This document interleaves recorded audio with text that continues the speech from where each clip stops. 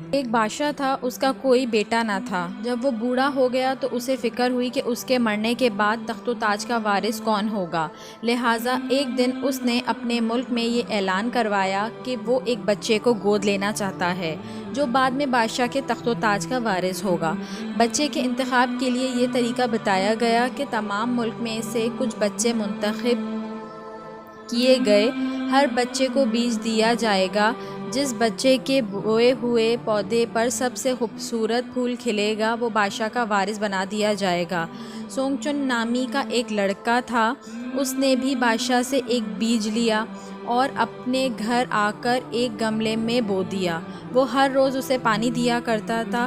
Song چن کو امید تھی کہ اس کے پودے سے سب سے خوبصورت پھول کھلے گا۔ دن گزرتے گئے مگر گملے میں سے کچھ بھی نہ نکلا۔ سونگ چن کو بڑی فکر تھی۔ اس نے ایک اور گملہ خریدا اور دور جا کر مٹی لایا اور اس بیج کو دوبارہ احتیاط سے لگایا، مگر 2 مہینے گزر جانے پر بھی گملے میں سے کوئی پودا نہ نکلا۔ جلد ہی پھولوں کی نمائش کا دن آ پہنچا۔ سارے ملک کے بچے شاہی محل میں جمع ہو گئے۔ ہر ایک اپنے ہاتھوں میں ایک گملہ لیے ہوئے تھا۔ گملوں میں رنگ برنگے پھول کھلے ہوئے تھے۔ وہ پھول واقعی بڑے خوبصورت تھے۔ بادشاہ پھول دیکھنے بچوں کے پاس آیا۔ بادشاہ ہر ایک کے خوبصورت پھول کو دیکھتا رہا مگر اسے کوئی پسند نہیں آ رہا تھا۔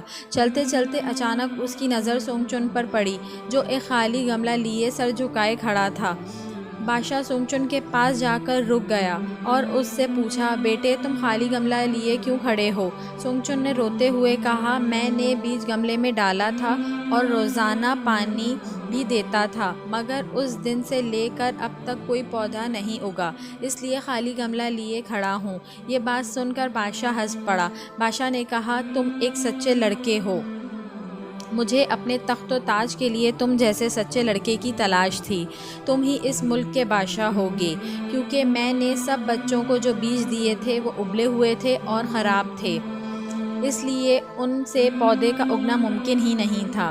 دوسرے بچے اس لیے خوبصورت پھول کھلانے میں کامیاب ہو گئے تھے کہ انہوں نے اس خراب بیج کی جگہ اچھے بیج بوئے تھے۔